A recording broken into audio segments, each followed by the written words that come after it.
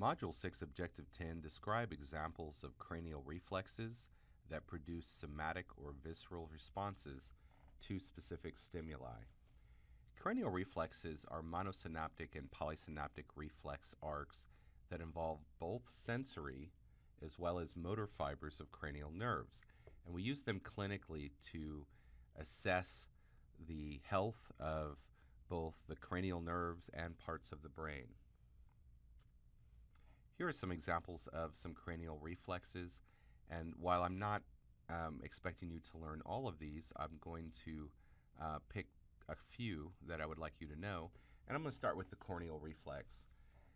If I were to take a Q-tip and swab the surface of your cornea, you should blink. That's a very natural reflex.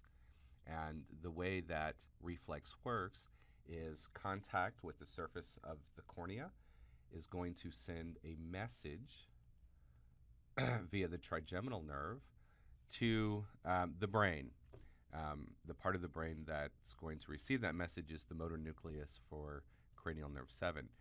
And at that point, cranial nerve 7 is then going to carry that message to the muscles that cause the eyes to blink. So this is a very natural reflex arc. If the cornea is touched, then the eyes should blink.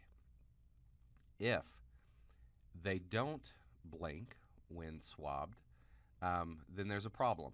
And that problem could be anywhere within this line. It could be a problem with the touch receptors on the corneal surface. It could be a problem with the afferent fibers that are carrying this sensation via the trigeminal nerve. It could be a problem within the brain. It could be a problem within the facial nerve carrying the motor commands to the musculature of the blinking muscles, so to speak, or it could be a problem with those muscles themselves. So somewhere along those lines, there's a problem. Let's look at a visceral reflex, and we'll do both direct light as well as consensual light. If a bright light is shined within the eyes, okay, so that light's going to hit those photoreceptors within the retina, a message is going to be sent via the optic nerve to the mesencephalon, the superior colliculi of the mesencephalon. And then a message is going to be sent via the oculomotor nerve to the muscles of the pupil. And that should cause the pupil to constrict. And again, very natural process. If I shine a bright light in your eye, then your pupils should constrict.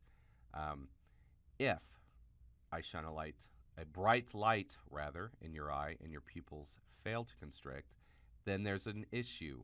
It's either an issue with the retina, it can be an issue with the optic nerve, with the midbrain, could be an issue with the oculomotor nerve, or with the muscles within the pupils. So we use these reflexes, these cranial reflexes, clinically to assess really just the health of these particular lines, these particular pathways that these nervous impulses travel.